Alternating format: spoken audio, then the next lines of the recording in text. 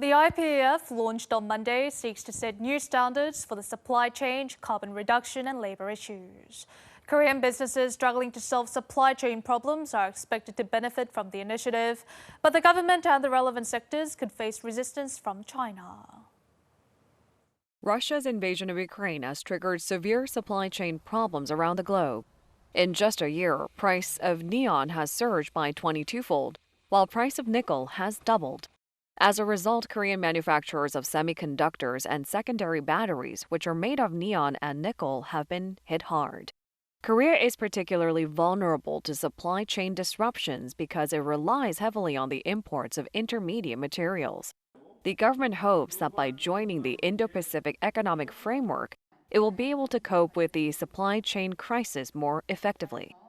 글로벌 공급망 위기에 효과적으로 대응하려면 국제 공조 체계가 매우 중요합니다. A prevailing view is that technological partnerships among countries will help the semiconductor and battery sectors bolster their competitiveness. The IPEF will also pave the way for early participation in relatively new areas such as digital economy and clean energy. 디지털이나 환경 같은 의제들은 더 이상 피할 수 없는 대세가 된 부분이기도 하고 선제적으로 참여를 해서 자리를 잡아가는 것이 도움이 될 것으로. However, China's response is a concern both for the government and the business community. Korea's reliance on Chinese imports of intermediate materials has surged in the past decade, reaching almost 30%.